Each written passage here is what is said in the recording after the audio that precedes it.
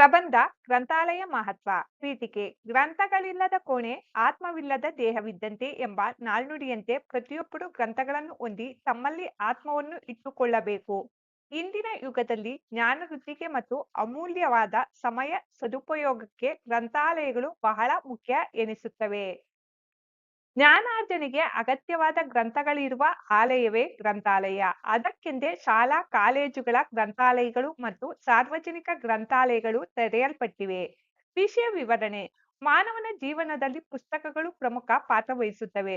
ಮನುಷ್ಯನ ದೇಹಕ್ಕೆ ಅನ್ನ, ನೀರು, ಗಾಳಿ ಹೇಗೆ ಮುಖ್ಯವೋ ಹಾಗೆ ಮಾನವನ ಮನಸ್ಸಿನ ವಿಕಾಸಕ್ಕೆ ಪುಸ್ತಕಗಳು ಅವಶ್ಯಕವಾಗಿರುತ್ತವೆ. ಪುಸ್ತಕಗಳು ಆತ್ಮೀಯ ಮಿತ್ರರಂತೆ ಸದಾ ಒಳ್ಳೆಯ ಯೋಚನೆಗಳಿಗೆ ದಾರಿ ಮಾಡಿಕೊಡುತ್ತವೆ. ಜ್ಞಾನ ವಿಕಾಸಕ್ಕಾಗಿಯೇ ಸಾರ್ವಜನಿಕವಾಗಿ ಹಾಗೂ ಶಾಲಾ ಕಾಲೇಜುಗಳಲ್ಲಿ ಗ್ರಂಥಾಲಯಗಳನ್ನು ತೆರೆಯಲಾಗಿದೆ.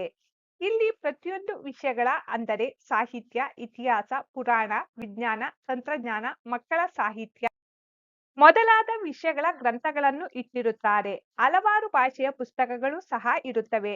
ಗ್ರಂಥಾಲಯಗಳು ಜ್ಞಾನದ ನಿಧಿಗಳಿದ್ದಂತೆ. ಅಂತಹ ಜ್ಞಾನ ನಿಧಿಗೆ ಕೈ ಹಾಕಿ ನಮ್ಮ ವ್ಯಕ್ತಿತ್ವ ವಿಕಾಸನ ಮಾಡಿಕೊಳ್ಳಬೇಕು.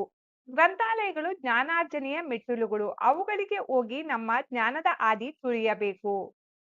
ಪುಸ್ತಕಗಳಿಲ್ಲದ ಮನೆ, ಗ್ರಂಥ ಭಂಡಾರವಿಲ್ಲದ ಶಾಲಾ ಕಾಲೇಜುಗಳು ದೇವರಿಲ್ಲದ ಗುಡಿಯಂತೆ.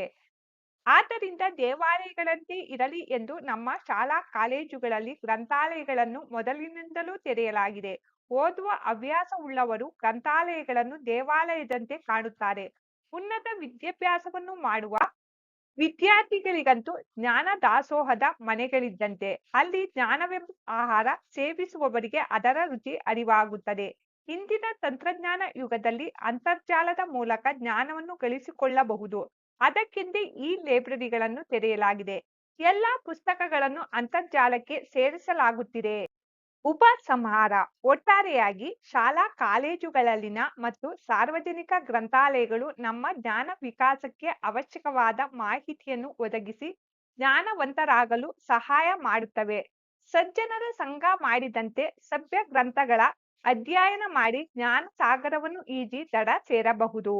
ಗ್ರಂಥಾಲಯಗಳು ಜ್ಞಾನ ವಿಕಾಸದ ಗುರುವಿದ್ದಂತೆ ಎಂದು ಗುರುವಿನ ಬಳಿ ತೆರಳಿ ಅಭ್ಯಾಸ ಮಾಡುವ ಹವ್ಯಾಸ ನಮ್ಮದಾಗಬೇಕು.